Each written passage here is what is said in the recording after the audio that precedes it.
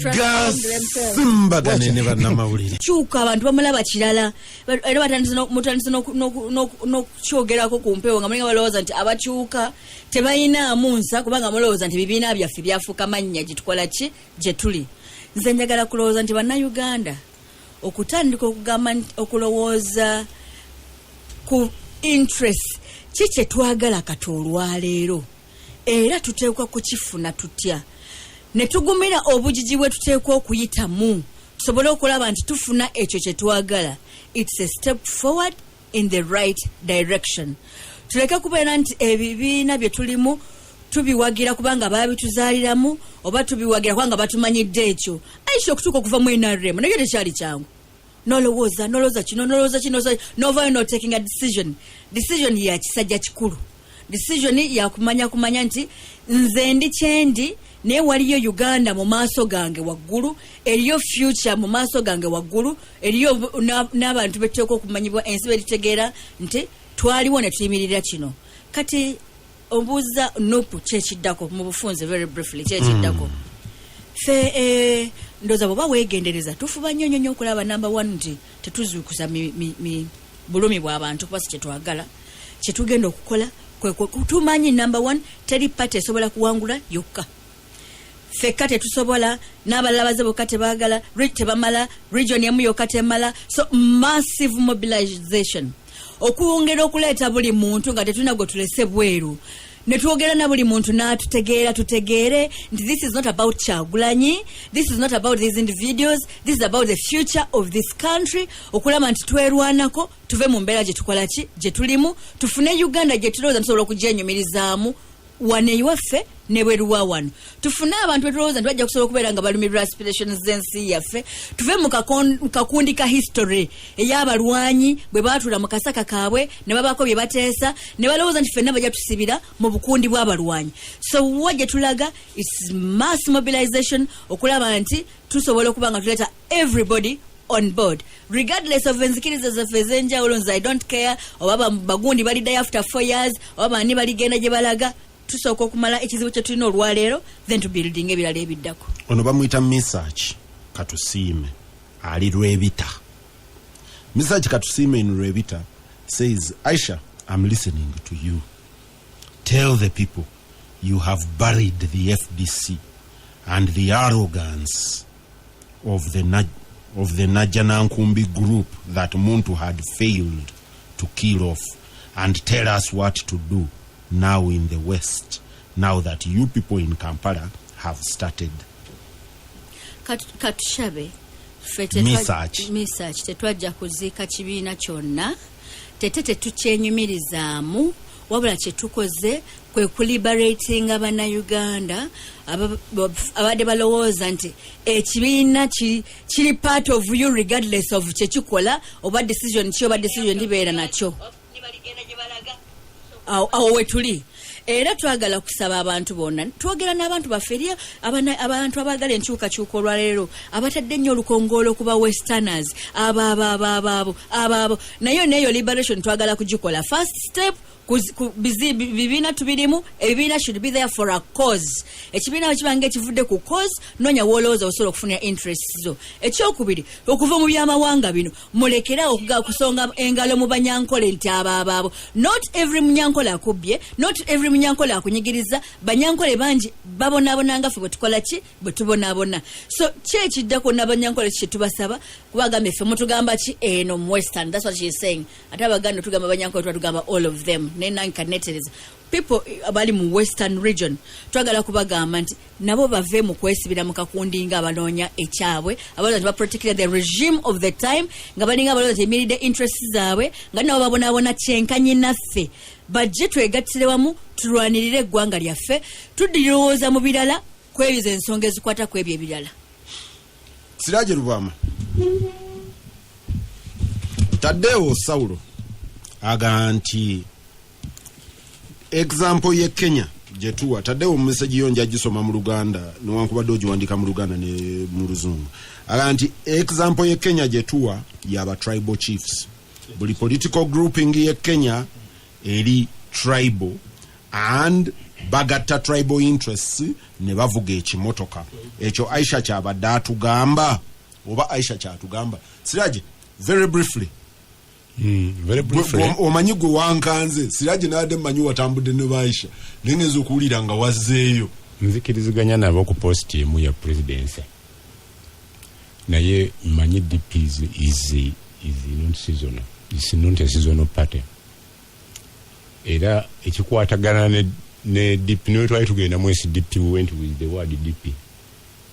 Era twasavinga abantu bangi aba DP nga kansala Hadija twamuleta ne tujjamu yali OSDP ne tuleta otwamala okuwangula DP yagano tukiriza okuleta Shifra nga speaker ne tubagamba tugwetwagala nagana ffe tulina waffe bagenda tuwaabwe nga tajja kushifura ne tutambula ekiro kyonna netambula mu bayini embaali 10 ba candidates abaali bayiseemu ffe nga tulina 9 ba independent nga DP na 13 ne tukkiriziganya batuwe shifura tubawe Godfrey Asimwe w'NRM DP bajja kumakya okukola kakuyege nga diru twagikutudde kiro ne bamabike ne tufuna shifura wa DP.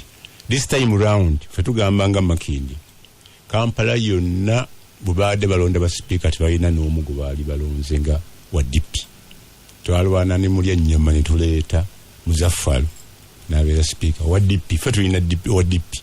This time twasazeewo nti nga Makindi nga tetunudde ku bifo birala twagala bule yagenzeeyo nga tasiibudde ajja tusanga nga tulina ba DP. Tulina Kalungi Moses Kirumira, tulina Faruku Ntege, tulina Sumaye Muwonge kuwa Kampala district. Ate mmereji yasuubiza yabawa ssente teyabawa mmere kuba babagana okugaba ki emmere ne Kasozi teyagaba mmere naye buli stage ya boda yagaba miliyoni 10. I think tukeko naye bwe tusituka okuvaawo ffe tugamba nti abantu bonna abagenze bwoba ogenda kusuubula Semutundu ogisuubula nga bwiri bwoba ogenda kusuubula Kisanja n'amagumba ogajjukira nti kiwooma nnyo naye mulimu amagumba. We are ready to keep the division. We are ready to join the efforts ku eri waggulu ku mutwe naye wano wansi twagala kusigaza abantu abapate kwe banaazimbira ndowooza n'abasigadde ng'Masaka omukyala ayinza okuba muzira asapotinga waggulu naye agamba wano nfiira ku pate. So tugamba nti tugende mu race ekinajja repercussion zonna tujja kuzitunuulira ng'abooluganda naye nga eyo ye interest yaffe nga Makinde division and we have never failed. Katerega Siraje ye yesibye ku Makindi nze ndi kuggwe Katerega ali mu kutyabula omanyi wegenderezanga nnyo abenarem bwolaba abenarem nga be basinga okupromotinga product ng'obuuza nti lwaki simanyi nendowooza bwe tujja wano tuba tuzze tuleese emitwe gyaffe yadde tekibulamu noma nti oyo enjogera eyo era alabika weemawogola naye ng'olaba nti Katerega yeeyogerera bibye. Ekisooka nti nsooka okwozaayoza bannaffe okuba nga baakoze kye baakoze naye nnamu kyentyamu mu kyo. Ndi musajja w'NRM naye nnamu attachment entono mu background eya DP. NRM njagala nnyo naye olumu ne DP eyina bwe nnumaalumamu kubanga ate ndowooza ebibiina traditional independence parties mu Africa tebijja kusaanawo busaanyi bibeere mu nfumo. Naye nandirowoozezza baba kirimu kubanga baga nti atamukute agamba. Nze nabadde ndowooza naddala nga nziramu ku Aisha byayogedde toba oli awo singa mwasigadde mu kiri ne mubanga muli beze mu alliance ngamba aba DP kubanga ekisooka temubadde nakyakola ewaffe mukulu akomezawo Basekikubo akomezawo Batinka Simire ewammwe mmowa abasenza luti ne mwefudisi bannabira babasenza luti omuntu ow'engeri eyo oyinza obutamunenya nnyo bw'aba asazeewo kyasazeewo. Under which legal framework of Bandikoledo Alliance?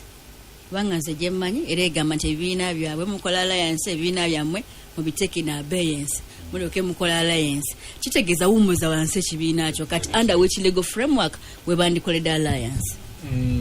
Alliance eyinza obutaba by dija oba by dija eyinza okubeera by de facto era abo bamukulu lw'omushana nduuze ne muwanga yali active mu 96 newankubadde tewaali bibiina naye ebibiina byakola alliance. In fact DP ne UPC baatuula ku Uganda House n'abakavaring nzijukira bulungi tubeerondwa ng'aviira mu muzeeyi Kawanga Semwogerere. So ekyo tekitegeeza tumanyi bwe tukola ebintu byaffe wano era tuba tutegedde nti ono Aisha newankubadde wanaagambye nti wajema wali kuki ku Kakonge oba wa DP naye ali mu alliance ne Bobi Wine mu People Power. Ibyo tubadde nabyo ndoza n'embiseera bya yoyo Kateregga alumirirwa baba atambudde sibe boogera olulimi olwo ono Kateregga munnamawulire deka kunteeka ku biri ngambi Kateregga alumirirwa saze nabyo saze wano ku representinga muntu yenna oba organization yonna. So nze ndowooza nti kyabadde kisinga kubanga attachment era ng'oli bwakugambye Kenya modo gy'oleeta ennyo fon tetugiina ebibiina by'e Kenya bya mawanga tribal bya regional wano wano ne bwe twesosola so much ng'okwatibwa ensonyi okusingana ku constitutional square noga nti fenga Abaganda oba fenga Abanyankole musigala mu bimamalingira ki wano owulira kyansonyi okubeera ku kazindaalo naye Kenya mpozi juzi WHO olwo yakyusizza abakikuyu bayogeranga ddala nti eggwanga teriyinza kukulemberwa mu musajja mukomole kuba arayira mu WHO rayira ne Kagame bo bakomola ate bakomolwa publicly naye linga abakikuyu babazanyira kuba peasant kubongo bwa peasant ngabaga tetusobola kukulemberwa musajja muki atali mukomole oyo wa kisirani level yafa ateti abe Kenya tetubagiraki era saagala tubeegombe nnyo yadde wano ku cosmetic tulabanga ekiri wano tudde tulina we twatuuka ng'abantu basala ku Museveni ne Besigye yadde bombi bahoro naye ne babawagira nga tebabawagira lwa mawanga gaabwe oba lwa bika byabwe naye nga babawagira mu bye babakkiririzaamu. Twali Northern Uganda newagira Dr. Koebi ebyedda bye tutamanya kali katubiri ne mu 96 nalabira danga the entire Northern Uganda yawagira Semwogerere omusajja omuganda obanga Buganda erekawo Semwogerere omuganda newagira Museveni awo fe we twali tutuse wendowooza nti era we tusaanidde okwongera ku result yali kimu 96 bali abo mu North bamuwagira wano mu Buganda bamuwagira Abomu North bawagira Semwogerere kubanga North yali stronghold ya DP ne UPC ate tulabye nti ku Uganda usibakoza alliance so ekyo kyali kisuubirwa ekya North then mu Buganda kakati ate baabo mu Buganda ono yali amaze obbaga nti omusajja oli bamutikka olubengo ne lumugira ki nze nsobola ojjukira bali nti obota ali Kisumu n'endoza tebyali bituufu atuuka ojjukira obulango bwa mukulu Nagenda ne Kwaku toka kwa barabara n'ebira mubijjukira so kyembadde ngezaako okuga nti tuyina level yadde tetutuuka Tanzania ku patriotism oba nationalism naye naffe ate tusingako Kenya era oba oli awo twandibadde tugendera ddala masana kiri nze nsubira nti it's not very late okay simanyi naye abantu bano musobola okukola a de facto alliance nze bwe ndowooza ne musigala mu bibiina byammwe kati oli ku mufu gwe baziise kakati bwefo ekirala Aisha tabitubulidde n'endowooza muwanga ajja bitubuulira waliwo bye tulaba ebikonflictinga mu mawulire nga bamu batuga nti ekimu ku bye mwakkaanyizaako ne Bobby kwe kubanga mmwe temugenda kuvuganyizibwa mu bumyufu kakati bwe kibanga kituufu then mba nammwe temwawukanye nnyo n'ewaffe kubanga bwe bitandika nti NRM eri mu bumyufu nja kukituukako lwaki nkyogedde bw'ati mba temwawukanye nnyo n'ewaffe era oba oli awo nammwe kankozesa ebigambo bya Kyangomakyo bye yagamba aba UNRF ne bamukwata nti mugobye omusoto ogumu Idi Amin muleeta musota muki omanya aba UNRF ku binaayisa makileta ne bakkirizawo saamu democratization y'okulonda abamayumba 10 naye Kyangomakyo yataba gavumenti ya lule n'eyabinaayisa nga teyina njawulo n'eyaani n'eyamini gye yali ajjeewo so ate nga ekitutawaanya era kyemmanya ekibagoba mu DP n'awalala butabayo internal democracy kakati ate ne bwe mugenda neno gye mugenze ate ne mugaa nti mwe ne monopoly kakati abantu bala balowooza nti muli bakariyalisiti mwagala kuuma bifo byammwe mwagala kubeera ababaka ba palamenti ekyaisha kagikudde mumanyi oyina Aisha SG eso atudde naawe guyinza okuba gwokyalaba Aisha DC era oba saamukongratulate nze ndowooza nga mu negotiation bamuwanga wabaashuwarinze nti awali MP tewakwatwako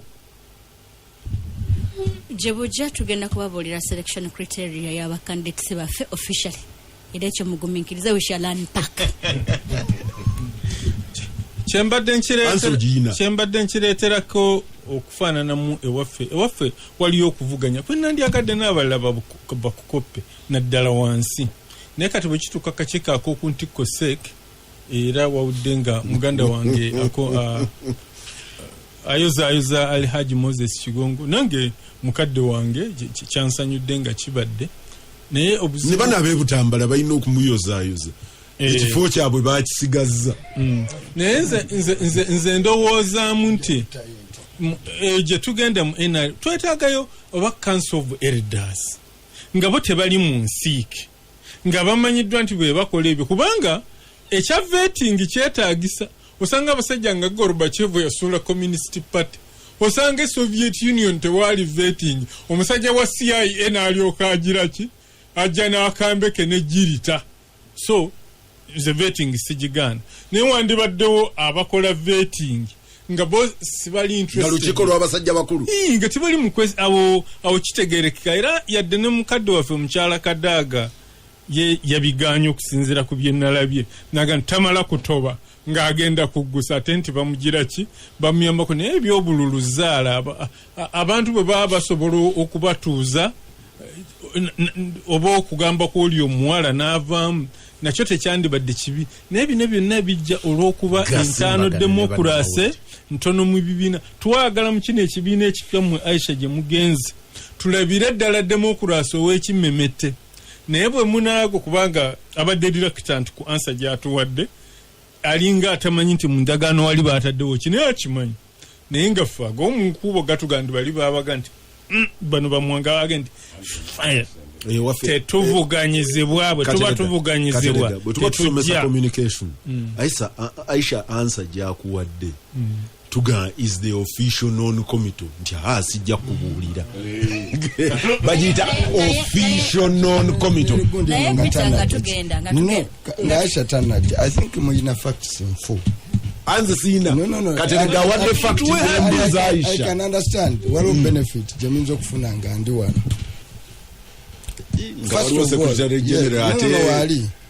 First of all, who took a decision? Ono Jibuliru. Nanti kanjenye kugamba. Ani are taking a decision okukola? No.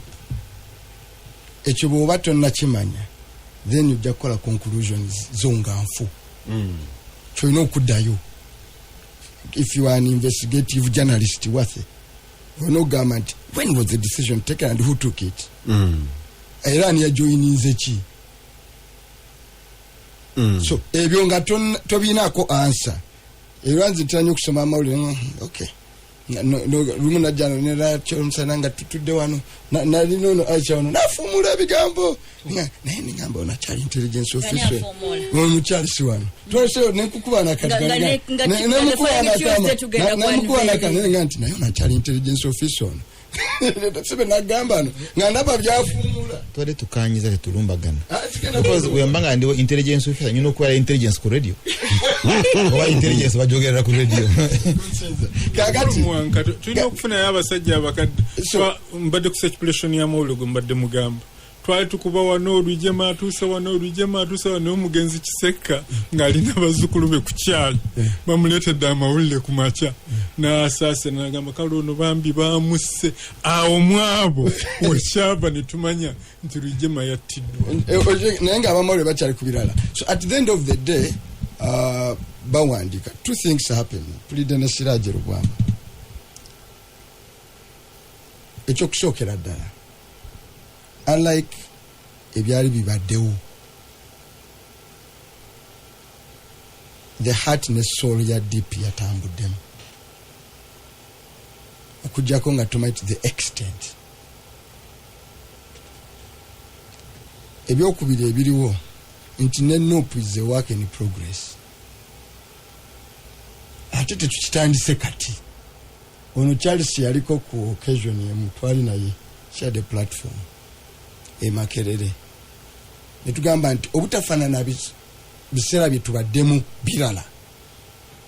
This time the sikyakolera nnyo naisha rusa tekunga nti nkola ebyofuza ebirisikinga city yange oba nembyogera sikyakolera nnyo siri slave wa bubaka bwa parliament kuba nabyo mbibadde manyi nebyosobola okukola nebyotasobola kola. Ekyala buli agamba omuntu nti kamyufu ewange sivuganyizibwangako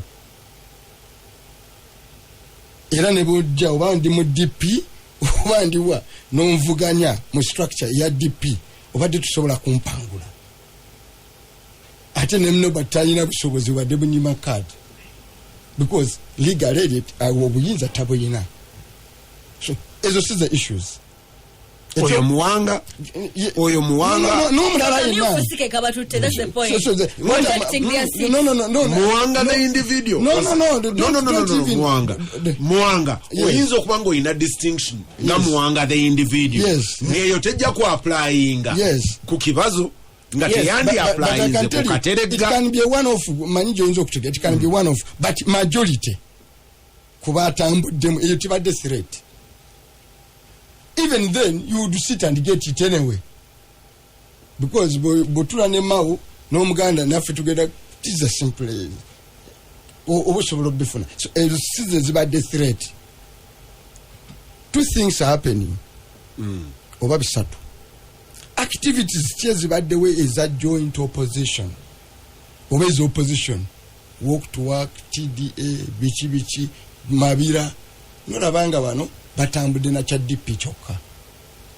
Don't look at an election process netunuli ate struggles eziberawo nga tetuli mbululu zo because abantu batunulira nnyo kino ekyakalulu which is an event netuna struggles ezibadde wano mu Uganda zo zibadde zirwanirwa butya walk to work because you have two characters of politicians. Okay, muliwo ba politicians nga waliwo ebyokulonda. Bwaba we byokulonda you see them they are active they are campaigning abo nabo we bali eyo category weeri ne waliwo characters endala ngojeko ebyofuzi ebyokulonda ate bakola ebyobufuzi mawulire gye bayita activism wano twakolayo activity activism ngali exclusive DP ngali exclusive FDC ngali exclusive because two fronts are important. One, there is a front for liberation yeggwanga ate ogikola mu realities nti kati olwaleero bw'oyogera nagamba ko bw'ogenda wano n'ogenda erukungiro lwa mushana onoonyeyo abantu 100 aba DP oyinza obutabafuna nga lirale bagundi va kuba n'abakatega agamba nti omutima gwange gwaliyo tekugenda. Can we count on you? Sentimentality simanya bajjajjange. That's a sentiment. You cannot do political mobilization on sentiments. Zibera reality. So we took a decision tugenda kuzimba a broader movement. Erejja kuba ne leader. And that we communicated mu first convention ya Makerere. Era ne tugamba and we put everything that was in my address on abijjukira. If you mark my words, that was in my address. Say this time obutafaanako na mulundi mulala tulina be tutajja kukkiriza, and we took a position to create netuwa Norbert Mao to be the godfather of that. Era naye nakisensing after Makerere nga tugende Mukono nasuula essanvu eyo ngenda kulwana Lukwago, ngenda kulwana namu netuga ekyo tojja kikola. Well, yagendayo n'abamu netuga era tetujja genda, abamu n'abeera nabo. So we reached a level enyweza people power as a deliberate move. Ekyokusatu, we took a decision nti abantu abali under people power balina okubeera ne common identity mu kalulu akajja, because nga oba ne common identity ate ekyo kiteeka okusigalawo even after election. A decision in a taking bwa. A decision we are taking bwa, and I sympathize with Basiraji. Yes. Information. No. Yes. Just one information. Nako nyanga tebana bakwa averinga party nope.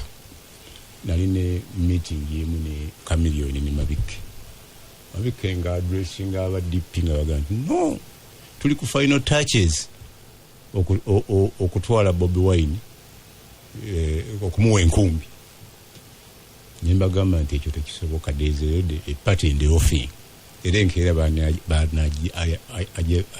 avoiding kati abantu abali ku Makerere ngojeka abatono nga ggwe batono nnyo abali abamanyi ekigenda mu maaso ngojeko boga abamawulire batakola ki abali batamanyi. The only thing kinabaga nti waliwo party nenga nali simanyi nti muvuddemu ara nenga kyali bannamawulire well anti nja kukubuulira nti a decision was taken tugenda kukola a joint candidature.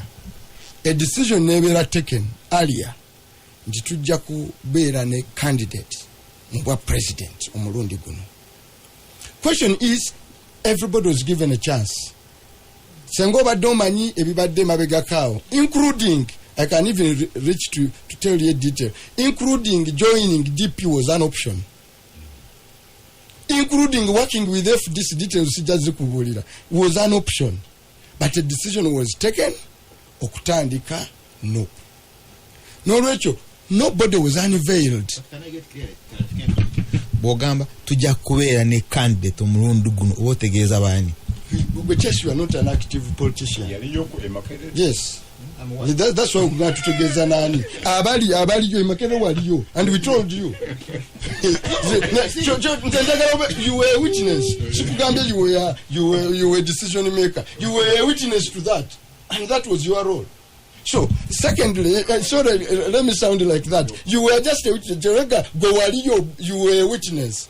Now, mwamukolanga Anwar Sadat bwe yakola ya Arafat yamuyita ngakulawo para that one guidance Arafat na kero okumala essaawa 2 omukolo ne gulinda Arafat olwatuka Sadat n'alangirira kyakoze endagala ne Israel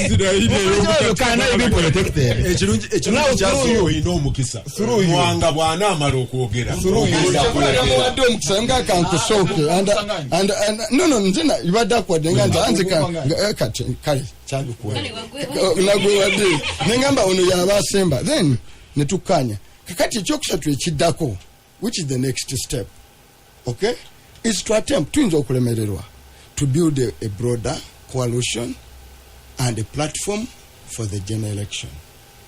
Nezo options zikyali open, including okudiscussinga nayenga yali yakatusiime ega nti bano tubaziike. No, toina mu opposition gwoziika, togenda kuziika muntu, togenda kuziika abatono abasigaddeyo mu DP, togenda okugezako naye kati one you will be able to operate without primary conflict because structures ezimu zaali zifuuse chaka kukoze kuba ebyo olwokubanda njaga goodwill to everybody zaali zifuuse part of the deeper state. Kati ng'olina okuzejjako bw'otozejjeeko they will akazitokayo all the time zijja kuzza emabega.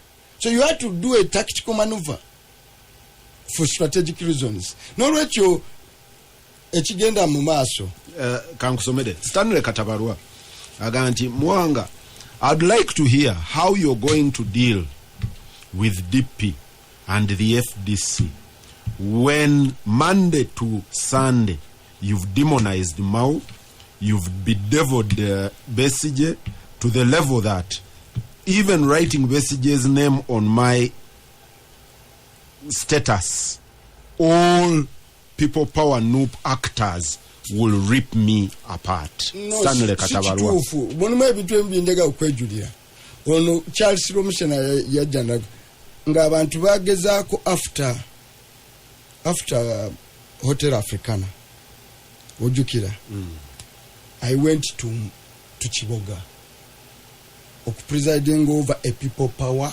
function nga kino kyabaddewo ku Tuesday. I told people to stop abusing the message. No, they did some. No, it was a major feature of Bwanika's speech. No.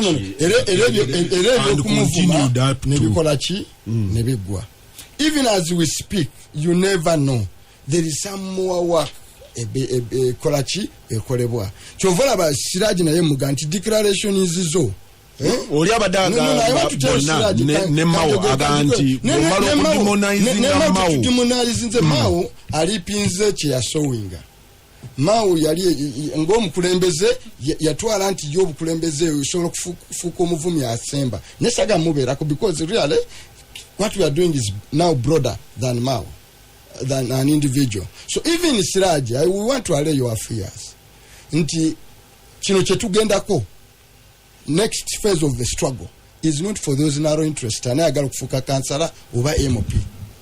Next case of the struggle yakuliberatinga ggwanga lino era n'okukola ekisoboka kyonna era tobeeraawo era kitagenda teri agenda kubeera genuine this time ogambe omanyiza eri waggulu ndi ku bino ate eno ndi ku bino ate eno ndi ku bino. No, that road we've closed it.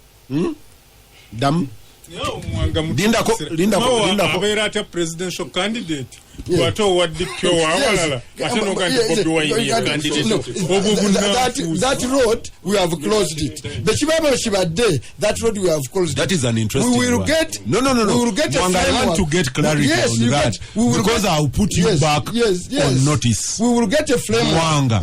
Mwanga ongamba nti your statement says encha bweneeba yakalulu Aisha mulina ye mbadde ngenda kosa Aisha nga Kateregga yesimbyewo wamwe wa Mawogola nga Kateregga mbadde mukola naye Kateregga nga teyayambadde enkofiira myufu ntie.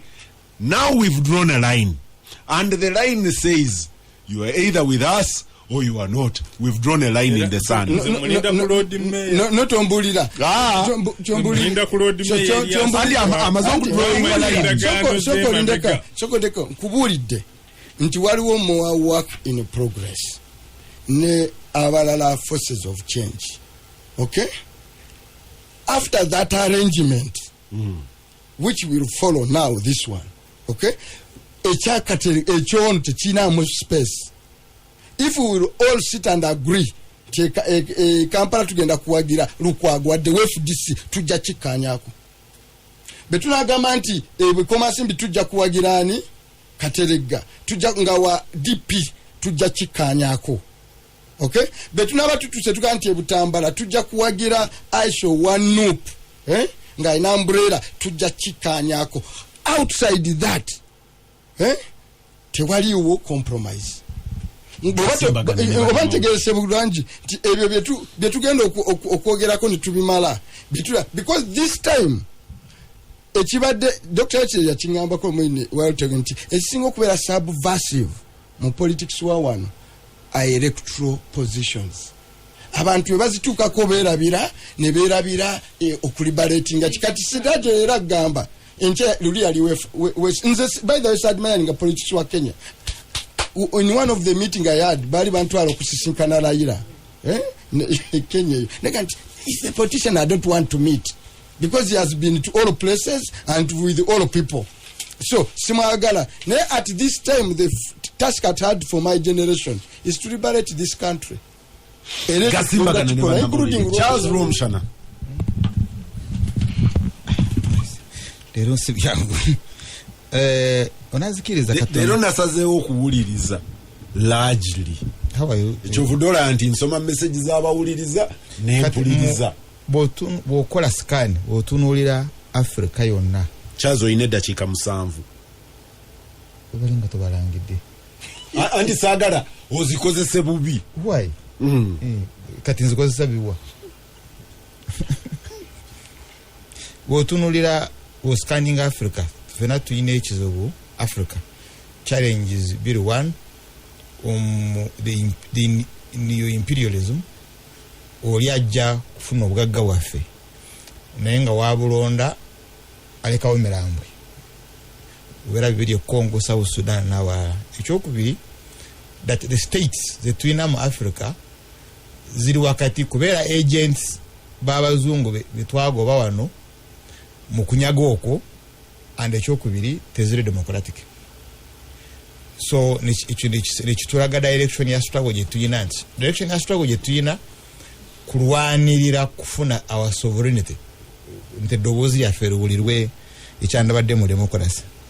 Now Mozambique Museveni gyagamba nti gye yayigira babaddeyo n'ebizibu bya Drakano mu Warrenama I think Drakano yes Drakama amanyago nagusimangu mu peace deal gye bakola ndagana yawe yemirembe naye kati ate wafuuseyo obuyeekera bukutte areas zonna eziri mu Total ne gas yayo kati oyina Sadaka oyina Tanzania biki byonna bigenda mu lutalo kyekizibu kye tuyina wano mu Congo mu neighbors.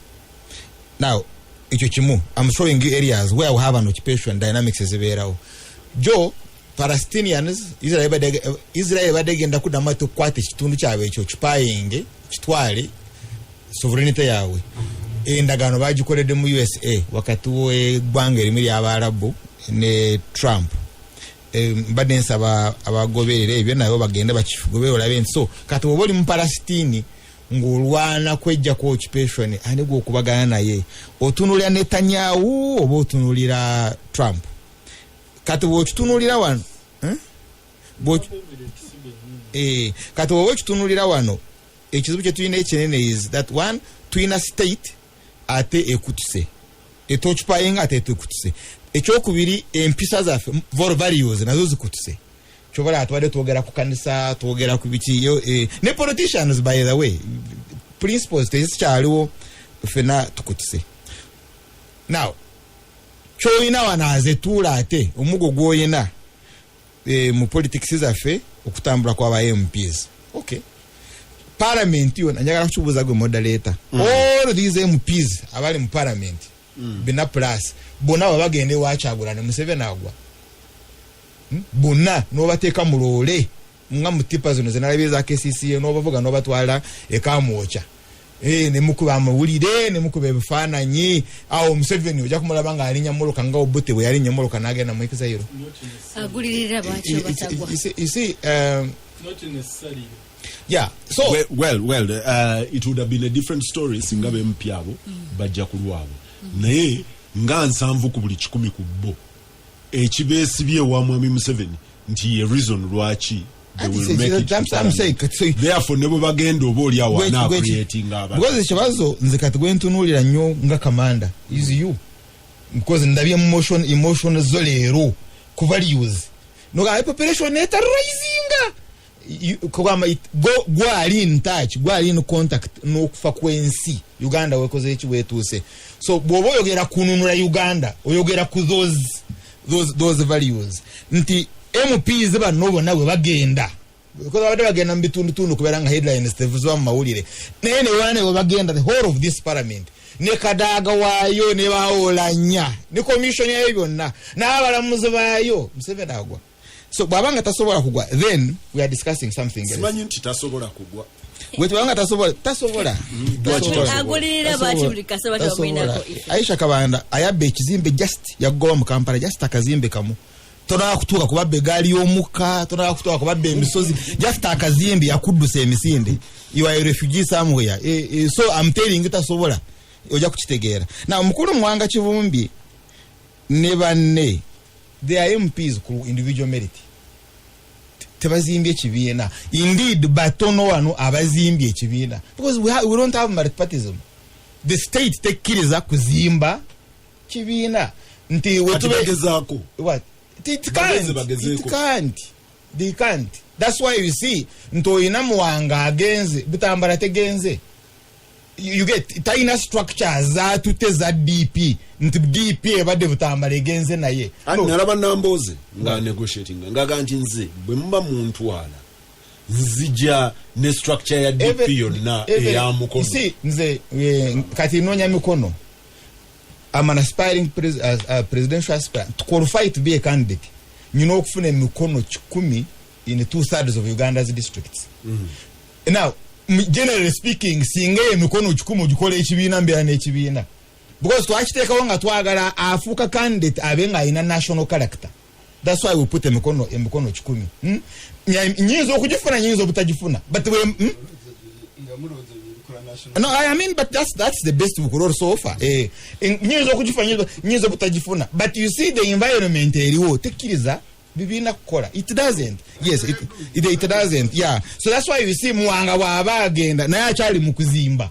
It is still a construction, but the operating terrain tekkiriza FDC even to campaign in even up to now waliwo ban in the whole of Ankole and you can't win an election here nga tokuye Museveni mu Ankole mu mathematics gero tunulire.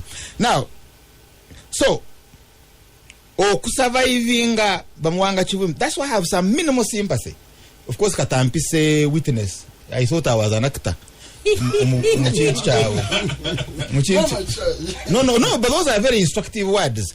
Muchintu chawe cha Makerere, I thought I was an actor, but if I was a witness, very good, let me witness for Uganda. Nti Mwanga Kivumbi bwabanga abadde eddoboozi erya force ekyasigaddewo in resistance okubaawo nga kyetaaga kukola maneuver, we would think about it. Nti ekimbuyaga kyakyagulane mu kujja bwe kiba nga kigenda kuleka Mwanga Kivumbi vulnerable Museveni amukule, right?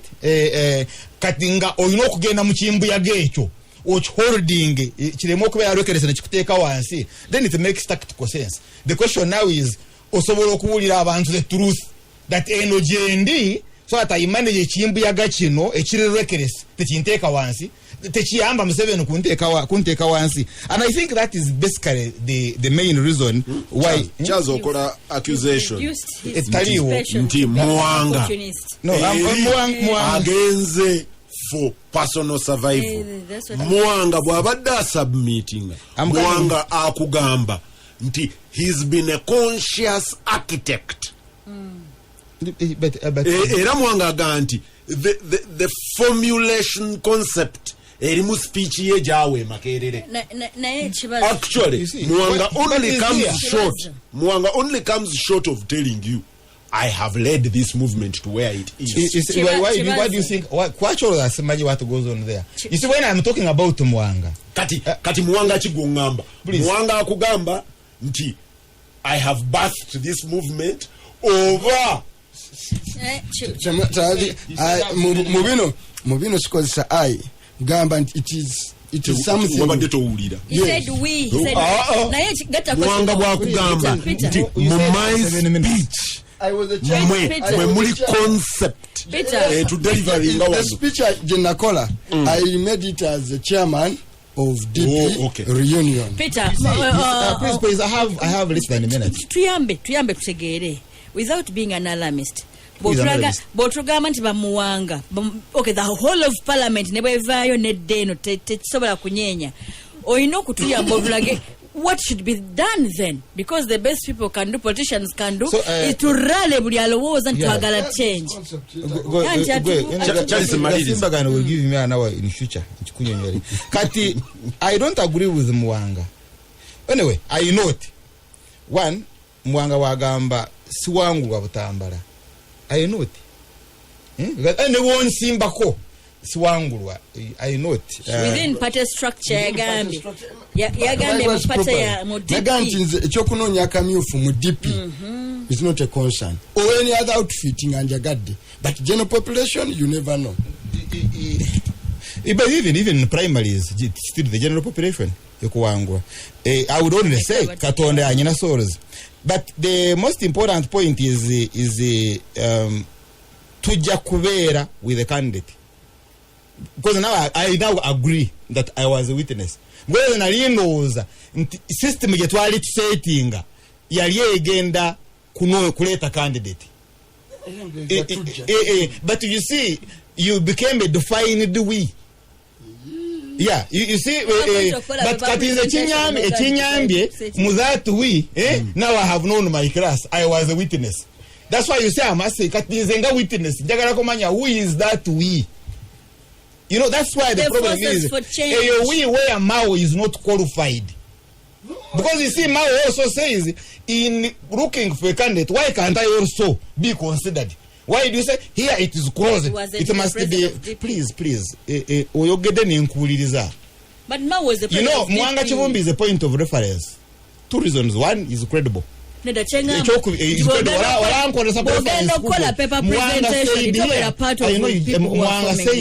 said here, Chetwetaga mu DP is not the infrastructure of DP. Twetaga yo legitimacy yayo. And nebagenda mu koti DP bajuwambe nebirema because they fired against DP Uganda. They fired, now they are refugees. They are in IDP in Kamocha. Things jammed. Simba ganene banamawulire.